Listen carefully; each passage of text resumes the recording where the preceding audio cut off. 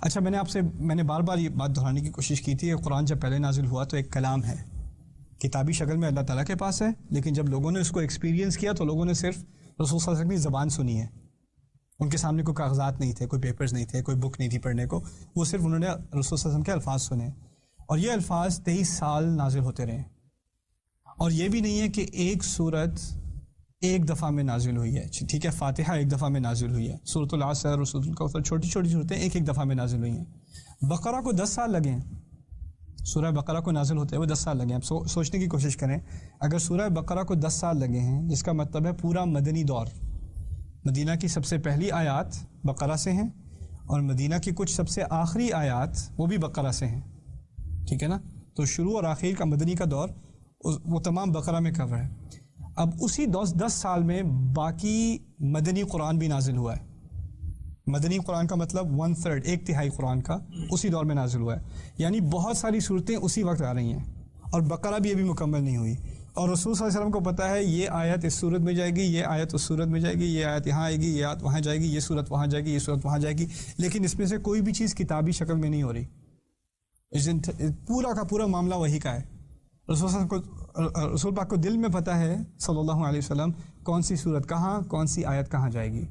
یہ آیت مدنی ہے لیکن یہ اس صورت کی ہے، یہ آیت مدنی ہے لیکن یہ اس صورت کی ہے، یہ ان کو پتہ ہے علیہ الصلوۃ والسلام. اچھا، اب 23 سال ہو گئے ہیں.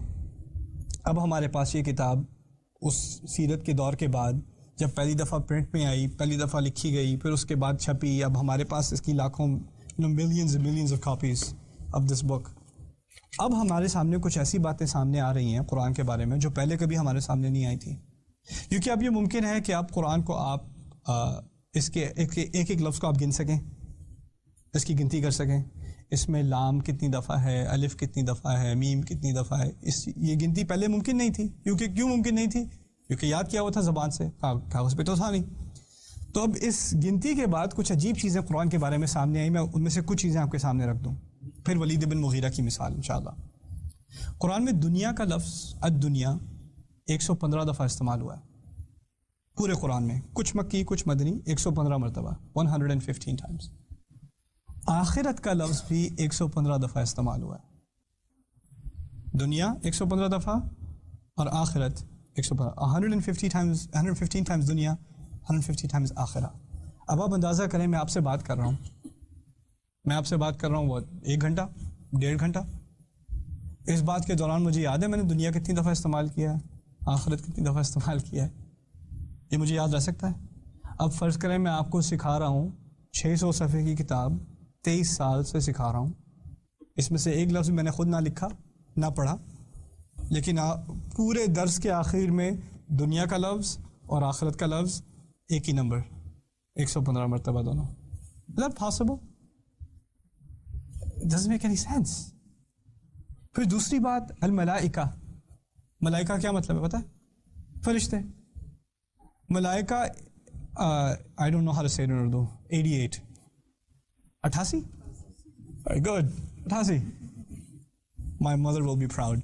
88 مرتبہ استعمال ہوا ہے ملائکہ. Guess what? شیاطین کتنی دفعہ ذکر کیا گیا ہے؟ 88 مرتبہ. پھر موت کا ذکر قرآن میں 145 مرتبہ ہے، 145 times موت کا ذکر ہے. Guess what? الحیات، زندگی، 145 مرتبہ. سبحان اللہ. الکفر، کفر کا ترجمہ بھی کفر اردو میں 17 مرتبہ کفر کا ذکر ہے. الایمان، 17 مرتبہ ایمان کا ذکر ہے. ابلیس کا ذکر 11 مرتبہ ہے نام سے. ابلیس کو 11 مرتبہ پکارا گیا ہے نام سے، اور 11 ہی مرتبہ قرآن میں شیطان سے پناہ لینے کا ذکر ہے. الاستعاذہ من الشیطان، اعوذ باللہ من الشیطان الرجیم، فاستعذ باللہ من الشیطان الرجیم، 11 مرتبہ. اور پھر سب سے عجیب، مہینے کا لفظ قرآن میں ہے شہر. مہینے کا لفظ ہے شہر، 12 مرتبہ استعمال ہوا ہے. عجیب. صلوات کیا ہے؟ صلات کی جمع. صلات کسے کہتے ہیں؟ نماز کو. صلوات جمع کا لفظ 5 مرتبہ استعمال ہوا ہے. قرآن میں آپ نے نوٹ کیا ہوگا کہ کافی مرتبہ اللہ تعالیٰ فرماتے ہیں کہ کافر یہ کہتے ہیں، وہ لوگ یہ کہتے ہیں، انہوں نے یہ کہا. قالو قالو قالو قالو انہوں نے کہا. اور کئی دفعہ آپ نے قرآن میں نوٹس کیا ہوگا اللہ تعالیٰ کہتے ہیں قل یہ کہہ دو, قل یا ایھا الکافرون, قل هو اللہ احد, قل اعوذ برب الفلق, رائٹ, قل انی رسول اللہ الیکم. تو قل کہتے ہیں کہہ دو, اور قالو, قالو کی کیا مطلب, انہوں نے کہا, انہوں نے کہا. اور یہ ایک طرح سے کانورسیشن ہی ہوئی, یعنی انہوں نے یہ کہا تم یہ کہہ دو, پھر انہوں نے یہ کہا پھر تم یہ کہہ دو, پھر انہوں نے یہ کہا پھر تم یہ کہہ دو. قرآن میں قل 332 مرتبہ ہے, 332 times قل. قرآن میں قالو 332 مرتبہ ہے, 332 times. سبحان اللہ. عربی میں کہتے ہیں ما اعجبہ ھذا الکلام, یہ کیسا کلام ہے, یہ کیسی تقریر ہے, یہ کیسی کتاب ہے جو بولی گئی ہے اور اس میں ایسی گنتی ہے.